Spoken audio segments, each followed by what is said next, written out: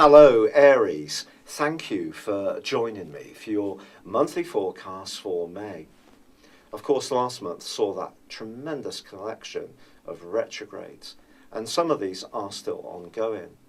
But one which unravelled earlier last month was involving Venus, the planet of love, and that returned to your sign at the end of last month. And as you enter into this new month, Mercury, which has also been in retrograde and is now back in your zodiac sign, also starts to go forwards on the 3rd. This can give you a sense of optimism that things might yet move in the right direction, even if there were frustrations about a project or a relationship last month. But there is a quarter moon on the 3rd of this month too, and this can tempt you to splash out money or be a little bit over generous with a loved one. Try to keep a little bit of a grip on your finances this month. There is a full moon on the 10th, which is going to ask you to challenge just how much is going out the door and how much is coming in. But in the first week of this month, there's a beautiful link between Neptune and also the Sun. The Sun for you is in the part of your scope to do with how you value yourself. And also, your sense of self-worth can be influenced by your financial situation. And if you are making progress in this area, obviously that's great.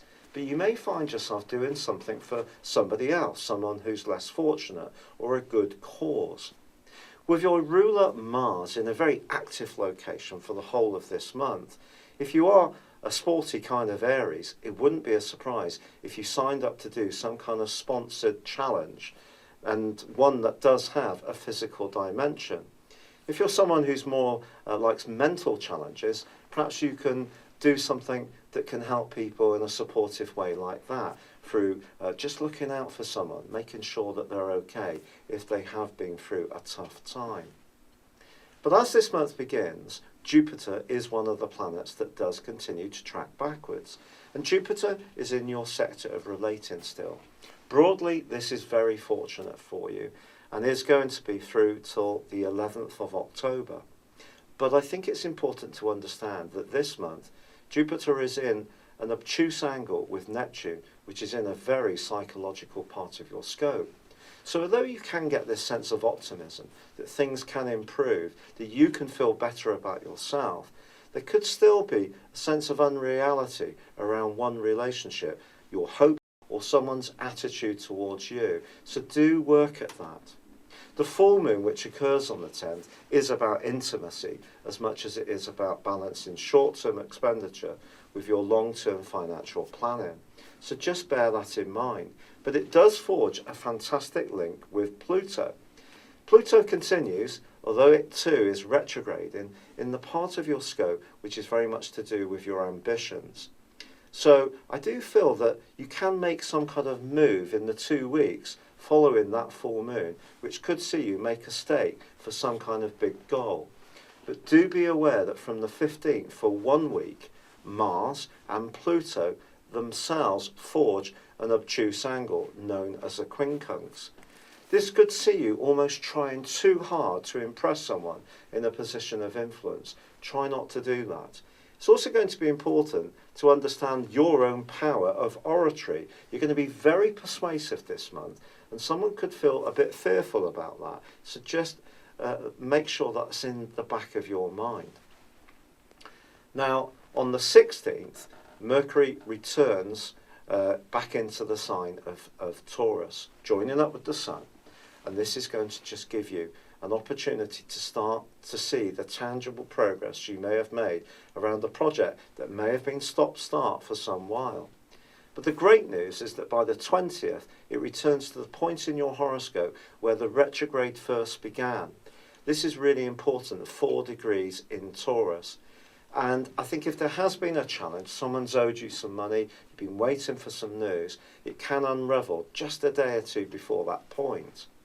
Now, ironically, on the 20th, the Sun moves into the sign of Gemini, joining up with Mars.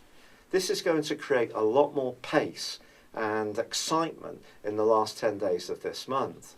There's also going to be a terrific angle between Mars and and Uranus in the last week of this month, which itself is going to be one that can create a sense of excitement, unpredictability, but also a desire for freedom.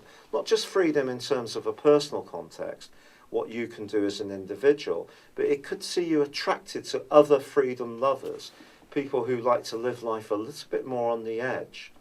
But Venus, as it goes forward, starts to connect in a more challenging way with Pluto in the last week of this month too. If there is someone that you really like, or a job that's really important to you, again, cultivation is going to be important as really desiring and almost demanding that other people come to what you want and expect in a situation. Venus is going to go alongside Uranus in the last couple of days of this month, and there's also a new moon on the 25th, which suggests how you think, how you communicate are going to be massive issues in the following month. But this angle between Venus and Pluto suggests it's very important, especially when you're discussing anything about your love life or a financial matter, that you're really aware of your deeper motives and you try to work out those of someone else. Because someone could seem hugely charming, yet there could be a snag, a catch, that's not immediately obvious. So don't be too impatient to get into something. But communications are definitely going to become fantastically more important as this month goes on. And I do feel some of those frustrations, which did blight April, are going to make way for a more progressive time. It's been a real pleasure being with you. Thank you for joining me. Good luck and goodbye for now.